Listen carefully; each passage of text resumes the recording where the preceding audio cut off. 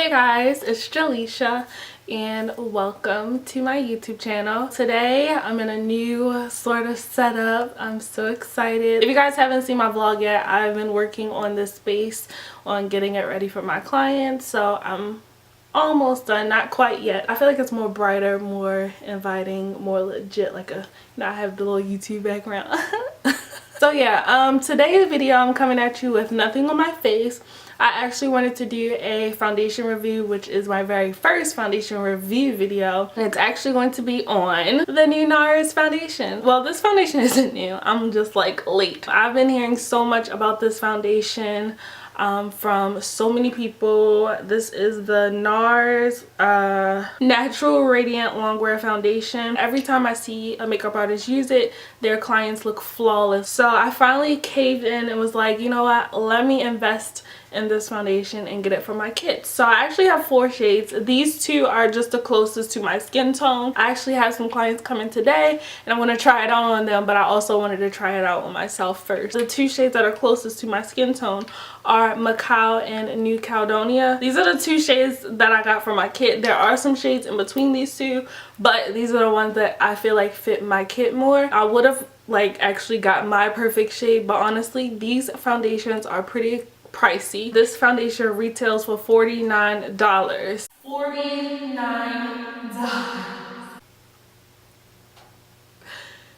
Yeah, it's expensive. I was a little shook, a lot shook, I'm not even gonna lie. Like I said, I saw so many people using it. Every time I see it being used, it looks flawless, so I wanted to give it a shot. Right now in my kit I actually have the Black Opal Stick Foundation, which I really enjoy. It says it's perfect for all skin types, but I wanted to always try a liquid foundation. I have used the MAC Studio Fix Fluid and I also use that on myself. If you guys don't know, I do have oily skin, like super duper oily skin, so that foundation is pretty good with oily skin and keeping me matte. However, this foundation claims to work for all skin types. On the box it claims to be the first long wear foundation from NARS, stays longer, has skin recognition pigments for the truest color match. So I'm guessing it's like saying if it's a little off it'll match, I don't know. Features raspberry, apple, and watermelon extracts, so tasty. It says 16-hour wear.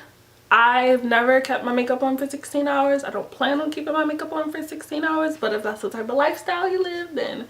And it says it's just good for smoother, healthier looking skin. Because I have super oily skin, like oil slick skin, like no matter how freezing it is outside, I still manage to get oily. The word natural radiant scares me because I automatically think of like glowy and dewy foundation, and I'm not about that life, so we'll see. I feel like if it'll work on my oily skin, then it'll work on my clients' oily skin, so that's my biggest concern. I don't want to apply foundation on my clients and have them get an oily. I want their foundation to last 16 hours, okay? I feel like Macao's gonna be the best match.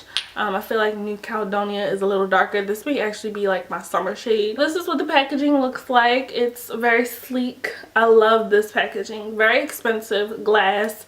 It better be for $49. It does come with a little pump. Pumping it in the store, the pump does not pump out a lot. It's very minimum. A lot of people commented on that, but I don't mind it because I feel like I'd rather have a little come out than too much. I really fell in love with it. I was a little like, I don't know if I really want to spend $49 on it, but when I swatched it in the store, the consistency of the foundation like had me at hello. It was so smooth.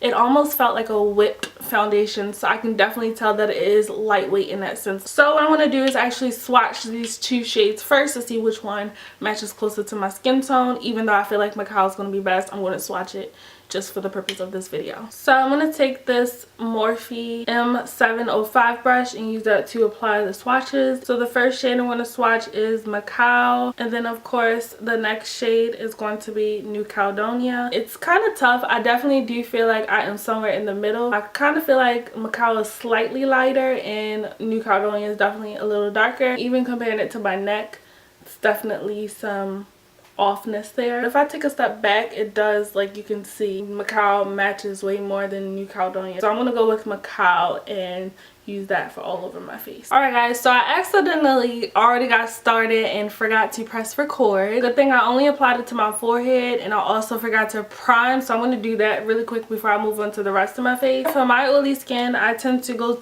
between 3 primers. The first primer is the Oil Control Lotion by MAC. It's not necessarily a primer, but I like to use it as a primer. I get oily in my forehead, my nose, and my chin, but mainly in this cheek area, my T-zone. I actually use this over my entire face in the summer, but during the rest of the seasons I like to apply a little bit to the areas that I get oily. I've also been trying out the Benefit Matte and Poreless, the Professional Matte Rescue Primer. I've used this a little. I haven't really seen much of a difference, but I have used it and it's okay. And then the last one is the Becca Matte and Poreless Primer, Becca Ever Matte Poreless Priming Perfector. I've never called it this. I just say the Becca Matte and Poreless Primer. I actually use this on my clients. I was actually introduced to this primer by my mentor, Carly Styles, Style My Face on Instagram. As soon as you apply it, you'll start to see the shine minimize. I've only used this once on myself, but I love it on my clients. The only thing with this primer is if you have texture or you don't really exfoliate your skin too much, you'll definitely notice not allow your foundation to go on too smooth, and it'll be a little bit harder to work with. So I definitely recommend exfoliating your skin. That's for anyone. Definitely exfoliate and make sure you create a nice base first. So I'm actually going to use the Becca Matte and Poreless, like a little pea size. You don't need a lot of this. Apply it to my cheek area, and I'm just tapping it in. My nose. I can't really prime my forehead because, like I said, I already started applying the foundation there. I don't know if you guys can see the difference already, but it did noticeably get a lot more matte. So now what I'm going to do is take the foundation and I'm going to apply about 3 pumps to the back of my hand, this much. And I'm going to take the same brush and just swipe it on my face like this. This is how I apply my foundation. I don't like using my fingers. I'm not really a fan of getting my hands dirty. It freaks me out. Now the brush I like to use to buff out the foundation or buff in the foundation is my Real Techniques Expert Face Brush. This is my absolutely favorite brush for blending foundation. I'm going to actually dampen it a little just so that way the product doesn't soak into the brush immediately. Now I'm going to take whatever is left on the back of my hand and pick that product up. I don't like to waste any product. And what I like to do is stipple the foundation on or tap it in, and it's smashing pretty good. It's definitely covering. I don't know if it's because I use 4 pumps but this is definitely covering. Yeah, and I'm getting foundation all over my head. Like, you cannot be cute while doing this. So, and I just take whatever's left down my neck. Even the spots that you can see through where the foundation isn't covering on this side, you can definitely see the difference. It looks more flawless on this side. There definitely is shine though. I don't know if it's gonna dry down, but I can see shine. I just washed this hat. Just washed it, and I'm just applying the rest over my eyelids. I do this with all my foundation. Y'all hear that? That is the sound of the furnace. I'm like right near it, so I'm waiting for it to go off. Alright, so now that the furnace is done interrupting me, my first impression is it definitely is full coverage. Everything is covered. There's some stuff, like, of course, that is peeking through, but for the most part it's definitely full coverage. I don't know if it's because of the amount I used. I feel like I used too much. This may not be too much to some people, but for me, I typically don't use this much foundation. It definitely is a lot more, not shiny, but more, there's a sheen to it. Like skin, it looks like your natural skin.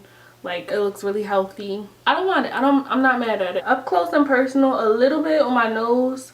It does look slightly cakey. Probably can't really tell, but to me it looks a little bit cakey. But again, I'm not really used to full coverage. Like, even if I use a full coverage foundation, I don't really apply the full coverage amount. Like I said, it's like a natural sheen. It looks like skin. Like, it doesn't look powdery, it doesn't look oily, it just looks like skin. I can definitely see what they mean by skin like and radiant. It just looks like your skin is glowing from within. Your skin just looks healthy and moisturized. That's what it is. I feel like if I were to leave the house like that, it wouldn't be a big deal. I feel like this is one of those foundations that you could use and put on and just go. Like, it literally just looks like oh, I just need something to give me a quick even layer and I could just leave the house. No one would ever know that I have on foundation. They would just think I have really good skin. What I'm going to do is do the rest of my face off camera, powder it, and then I will come back to you guys with my initial thoughts. Okay guys, so this is the finished look, the final look. Really simple, really cute, like an everyday foundation look, I would say. I did a little highlight. Overall, it's still looking like I powdered, but I don't look powdery. This is a close-up. Like, you can still see a shine, and not just on my highlight, that's where I applied it, but like you can still see a little natural sheen. I don't know if I like that yet. I like a matte look. I'm not really into the glow dewy look. Now typically I get oily literally within about an hour to an hour and a half after makeup application. No matter what I use, I will get oily, so I'm interested to see how long this will hold up. I have to do some running around. It is 3:18 now, so I will probably be back here around 4:30, and I will show you guys how it is holding up. So yeah, I will be back in a little bit. Alright guys, so quick update. It's been over an hour, about an hour and a half, and my face has gotten a little bit shiny, but not too crazy. So I don't know if you guys could see the difference before, but I do notice that I have gotten a little oily. So right in, like, I typically get around this area and my nose. This is where I actually get oily first. I haven't powdered anything. I don't plan on powdering. It still looks good though. Like, it's not oily whereas I feel like I need to take it off. It's just oily in the sense that I'm oily. So yeah, I have clients coming, so I'm going to do my final and ending review after my clients leave. So yeah, I'll check in with you guys when I'm done working. So see you guys soon. Okay guys, so I'm back. It's been, I don't know, it's been a while. It's been about over 3 hours. It's 9 o'clock now. I'm exhausted. I just finished my clients for the day, and as you guys can see, my face is much more oily. It's definitely greasy at this point. Yeah, look at that. My nose is so shiny. Like, this area is obsessively shiny. My forehead is shiny. My chin, all the areas that normally get shiny are super duper shiny right now. I definitely feel like it's not something that can be touched up. Like, sometimes if your makeup gets too oily, it's no saving it. I feel like this definitely you could powder. 16-hour wear would not work on someone who has oily skin. I was under my ring light for those hours. I don't know how many it was, but I was under my ring light under those hot lights, so that could produce the oil, and then I was working. But I mean, still, like, if you're going clubbing, I don't think this is gonna do you any good. I'm just gonna take some powder and see if I can save it, if it looks any different. So let's see.